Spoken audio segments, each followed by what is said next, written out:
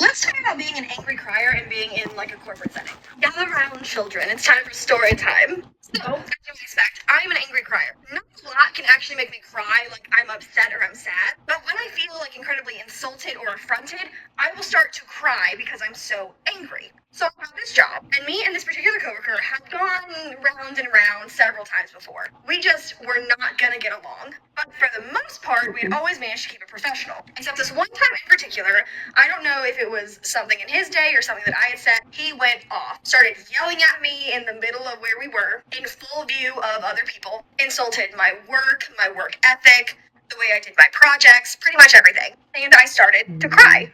But I would be damned if I let him see it, so I removed myself. And of course ran into my manager, who of course asked me what was wrong, who then confronted this other person, who then refused to speak with me. And to this day, it grinds my gears that he believes he upset me. No, bitch, I was mad. Hey everybody, Goddess of Chaos here. How you doing this evening? So I am back with a part 2 of the toxic coworkers. Just a couple things I want to touch on. It doesn't matter what kind of day a coworker is having, just keep that personal stuff at home. I know it's hard to do, but it's not fun being on the receiving end of that toxicness, I guess you want to call it. I have been in that position many times from sales woman that I used to work with, and she has even berated me in front of the other managers. I want to say at least her manager tried to do something about it by confronting the other coworker, but it was very unprofessional for her coworker to do that in front of other employees and other possible clients. Now, understand about you should not cry at work. I can't say that I have not done that.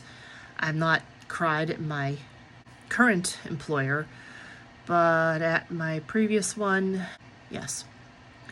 Although I have had to go to the bathroom for that, but at least she tried to walk away so that she didn't cause a scene. And that's when she saw the manager and the manager tried to fix things. It seems that her coworker should have been focused on more of what they were supposed to do rather than insulting her and all the hard work she was doing. If their intention was to create a toxic work environment, then job well done. Good for you. Anyways, next video. Oh, no. Oh, Sam, I'm heartbroken.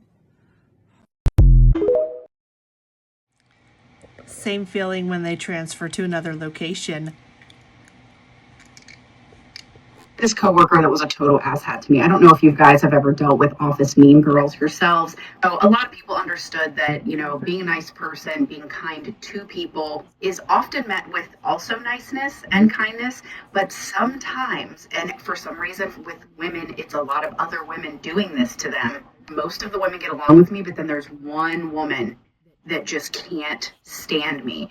I'm just a generally friendly person. I smile. I'm in a decent mood. I don't want to be miserable at work. I definitely expect just common decency. Most people understood because they've also dealt with someone like this, but there were quite a few people that still had questions like this that, maybe I was misinterpreting. As someone who has worked around a lot of people and worked in leadership and things like that for many years, I can tell you I can read people pretty well. I'm not always going to be correct on that, but when there is a particular person, I will give you an example of this particular person. They got in trouble a lot at work for having an attitude problem, for being rude and acting like a teenager. The other thing is they were not an introvert. They were not shy. They were very extroverted, always wanted to go out after work, wanted to go to lunch with people, but would specifically alienate people that were like me and like bubbly and kind to her.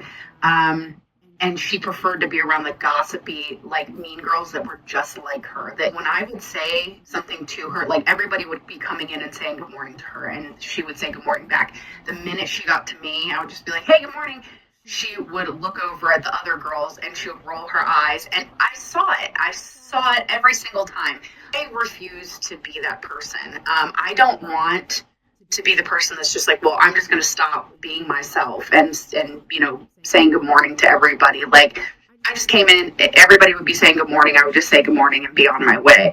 I just was trying to be in a decent mood and just get through the day. There's no reason people have to be miserable at work. Like, work isn't fun.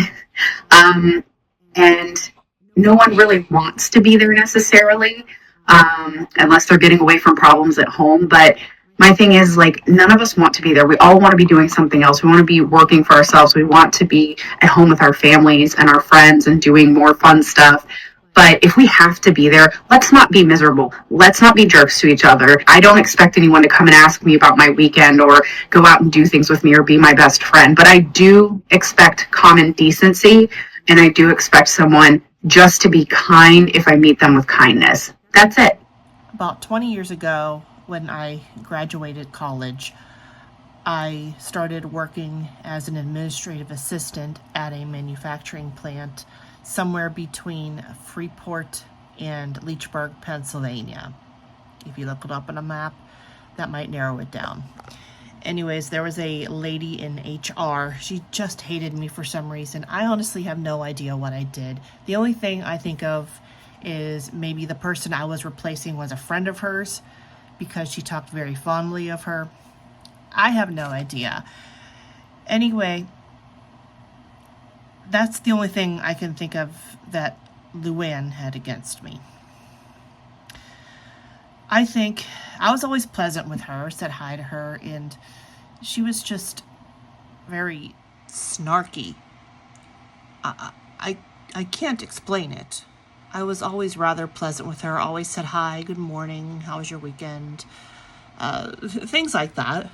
But since this was my first job right after college, my first big girl job, I wanted to make a good impression. I wanted to make my way up the corporate ladder.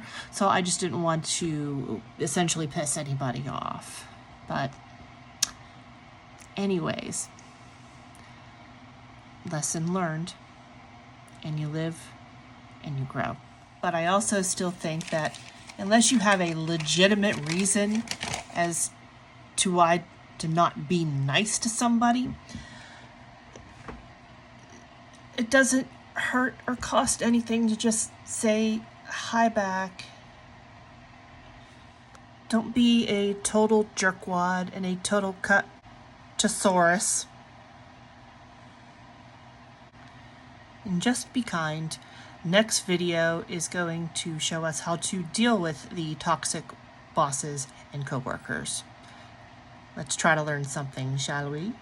My toxic coworker kept on making passive-aggressive comments at me until I found out how to shut them down instantly. And once I did this, they never tried it again. First, you need to neutralize the insult. Don't react. Don't shrink. Instead, fix your posture and maintain eye contact. Take what they said at face value. Act like they meant what they said and not what they implied. It'll shift the perspective of everyone around you. Next, you're going to set a boundary. You can use humor or be direct here. The important point here is that immediately after setting that boundary, you are going to redirect attention to someone else. This is going to starve them of the exact thing that they are looking for. Attention.